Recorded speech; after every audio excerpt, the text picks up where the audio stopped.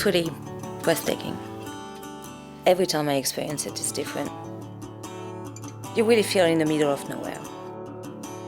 You've got a beautiful view of Broken Hill and the Outback. It's a collection of incredible sculptures placed all over the hilltop. You really understand the immensity of the Outback once you're out there. I never get tired of coming here. The rich morning light, the incredible details in the sculptures, the vibrant colors. It's a magical experience.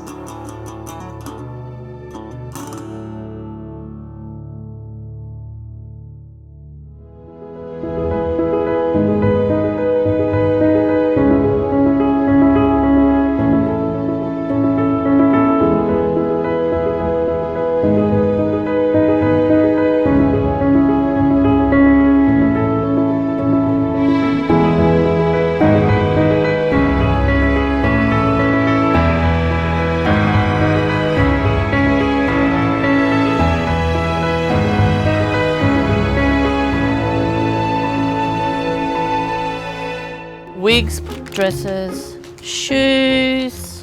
Christina loves sequins gowns. Tuesday afternoons is a little bit different. Chris goes from being Chris the worker to Christina Knees Up, the drag queen, which she performs Tuesday nights at the Palace Hotel for the Indian Pacific.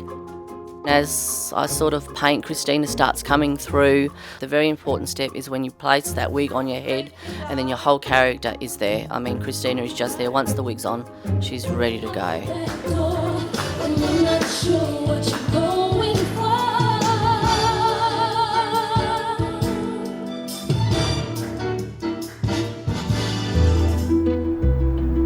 We're in South Australia, in McLaren Vale, just south of Adelaide, maybe 45 minutes. So on one side, to the west, it has the sea. To the east and wrapping around it, it has a range of hills around 400, 500 metres. And it produces wines that have got just natural extract and flavour. Coriol started around 69. I started working here in 1980, so it's my family business. The two sort of real handles that we have is Shiraz, because we have very old Shiraz, and then we've been the main mover in Australia for new varieties, so now we bundle those up into a group called the New Australian Collection. The first Fiano in Australia, some of the first Nero, Barbera, Picpoul is producing Sangiovese vineyard. It's exciting because you're always learning new things. Virtually every vintage we have something new to discover. The great thing about working here at D'Arenberg is we get to host experiences like this. It's quite unique. It's a hosted experience for Indian Pacific Platinum guests. They get to look at 6 wines in total, 3 whites, 2 reds and a Botrytis, which is a dessert wine. I take them through the history of D'Arenberg and then we look at each wine, we smell, we taste, and we go through the vintages and the stories behind the names. Darrow's is a 105-year-old family-owned winery, and so Chester is our chief winemaker, chief viticulturalist and current owner, and he's responsible for the cube. It was actually his great-grandfather that started D'Arenberg back in 1912. Port Wollonga has been a part of my life for a very long time. I used to come here as a girl, and so to now be back here in a restaurant just living a few moments away, it's such a special place. The Star of Greece is located on the cliff top of the Port Wollonga beach, which is part of the beautiful McLaren Vale region. Guests from the Indian Pacific arrive here and many of them got the cameras at the ready to watch the beautiful sunset that occurs right outside. It is one of the most beautiful picturesque beaches in Australia. We have created this fantastic dish just for guests of the Indian Pacific, utilising King George whiting, which is synonymous with South Australia. We've accompanied that with some lovely local fresh produce just to make it something very, very special and unique to the region, but having just the most beautiful outlook you can imagine.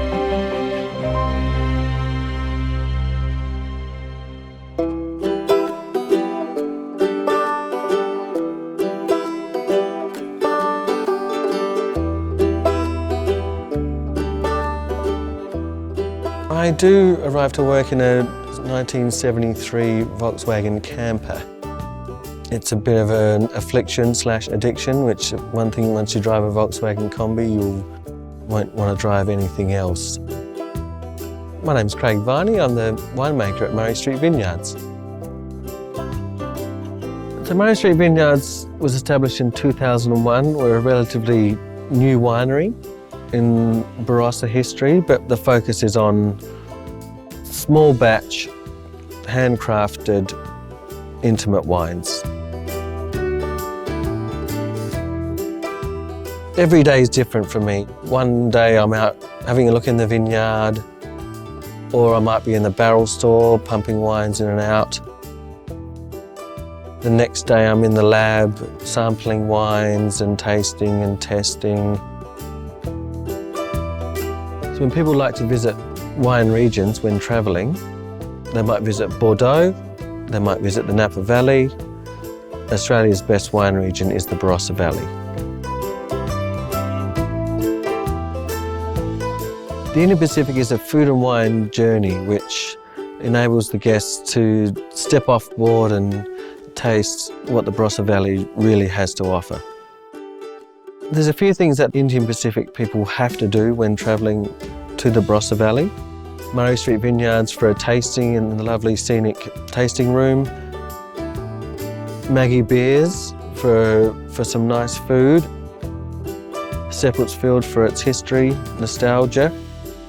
And Artisans of Barossa for its diverse wine tasting.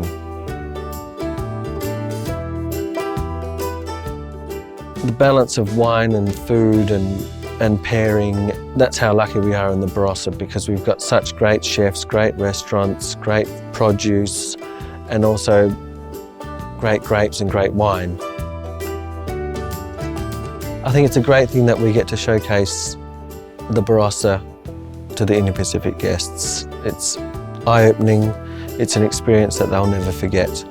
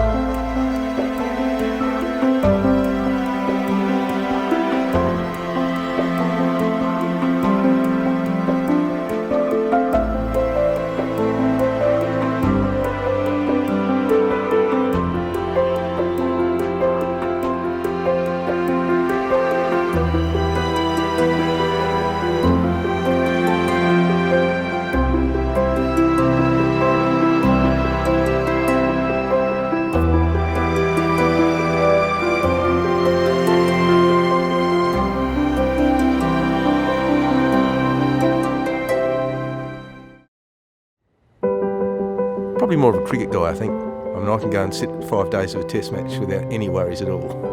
My name's Trevor Manuel and I'm one of the tour guides here at Adelaide Oval. You can come in first thing in the morning, there's no one here and it's all quiet, and then you can come in when there's training on and there's lots of people around, or you come in on match days and there's the noise and the buzz around that. So it has its own character at all different times of the day, week or year. The scoreboard's the thing that people love to get into, love to see. It's still in its traditional format. It's 100 years old and it just suits the character of that end of Adelaide Oval. The character of Adelaide Oval is really about its history, the fact that it's got a lot of iconic events that have happened here. The West Indies winning by 1 run, the Bodyline Series, 1966 Grand Final when Sturt won the first of their 5 consecutive premierships. Coming on a tour of Adelaide Oval, seeing some of the history, some of the museums here, adds a really good package to their visit to Adelaide. I've been collecting minerals and rocks and fossils, since I would have been 8 or 9 or something like that. My mum used to take me and a friend to a quarry in the school holidays with a packed lunch, and Mum would just say, "I'll come and pick you up at 5 o'clock." I digress. My name's Ben and I run the Earth Sciences collections here at the South Australian Museum. Australia is an amazing place, geologically and biologically. We're pivotal in our understanding of the biological and geological evolution of the planet and of the universe. The first thing that our Indian Pacific guests are going to see when they enter the South Australian Museum is actually the largest collection in the world of Aboriginal cultural artefacts. South Australia has produced over 80% of the world's precious opal. But more importantly, a lot of it is actually opalised fossils. Now, these are the opalised replacement of remains of animals that lived in the sea 100 million years ago when the dinosaurs were around. The oldest complex animal life on the planet is found in the rocks of the Flinders Ranges, and here they get to actually be hands-on and touch their oldest ancestors. There's also the South Australian Biodiversity Gallery, where you'll see some of South Australia's iconic animals. Guests will then go down to the Foreign Mammals Gallery, where they'll be met with canapes and some nice drinks. I see the world through a geologist's eyes, and so you'll hear from me about why the Nullarbor Plain is flat and why it exists where it is, and you're going to see some amazing things. You'll get to hold something 4.5 billion years old, samples of gold from mines mined a century ago, and most of all, bones from weird and wonderful animals that roamed the Nullarbor Plains tens of thousands of years ago. It really is the ultimate experience to enrich their journey across the Nullarbor.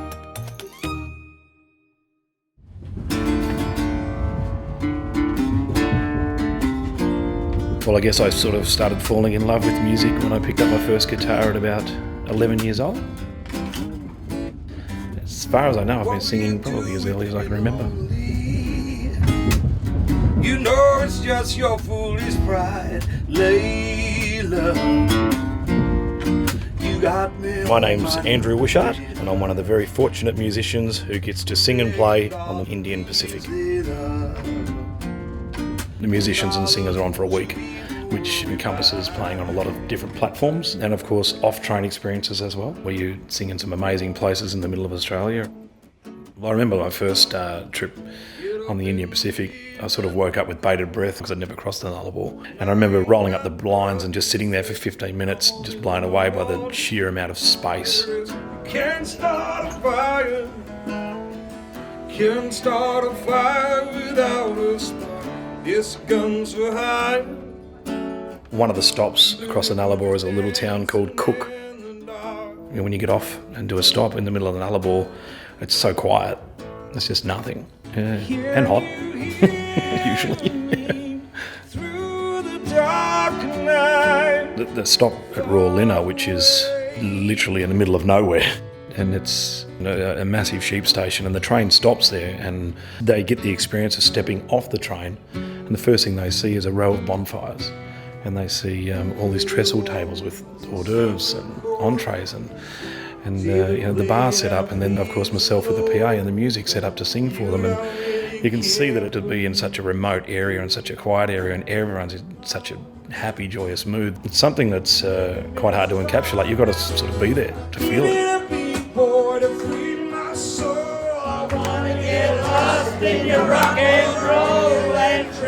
I guess one thing that is blatantly obvious is that music seems to be the glue or the gel which binds everyone together. Anything from the 60s and 70s works really well. Can you ever go past Sweet Caroline? Everyone in unison just goes, ba, ba, ba. Everybody! Sweet Caroline.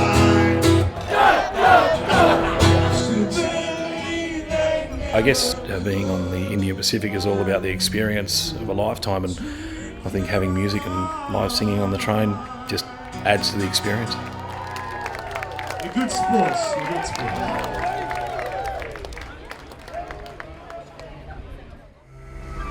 Information operations, are you receiving? Receiving. You can overstand clear on the north end of platform 1 for train movement, north end of platform 1. The train has its own personality, its own feel, and when it passes the Adelaide jail, it's got a different sound, different noise, a different groan. It knows it's coming home. In the middle of Australia, pitch black, night sky, stars out, camels, and you walk around the corner and every guest that goes there is just in awe. perfect.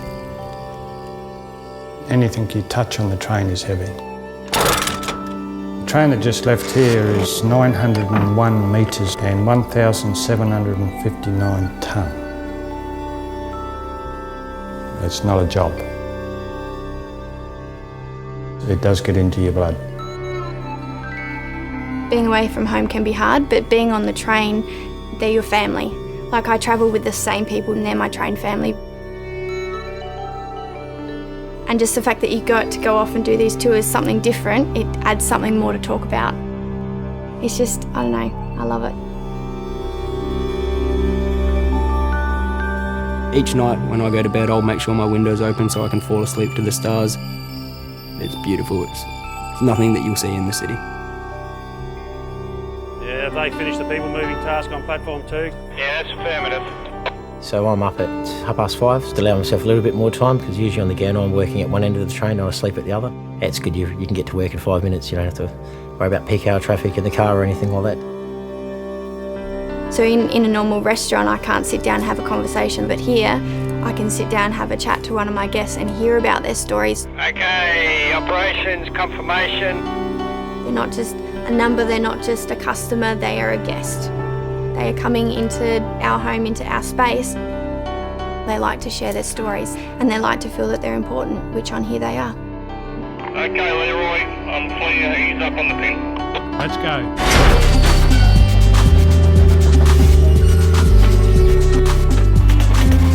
It's a great way for people to escape their routine life.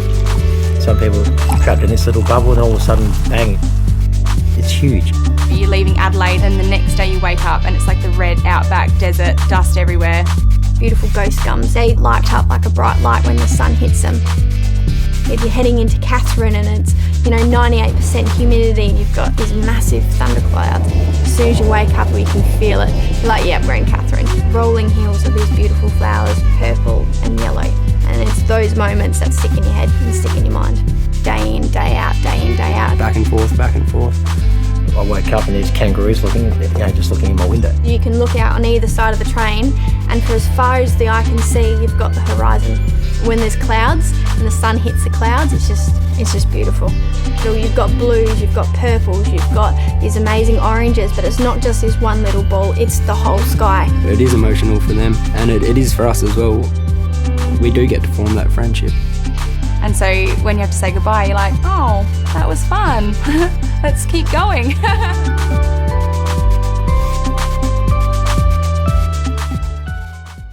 For the best Ghan and Indian Pacific deals, check out discoveraustralia.com now.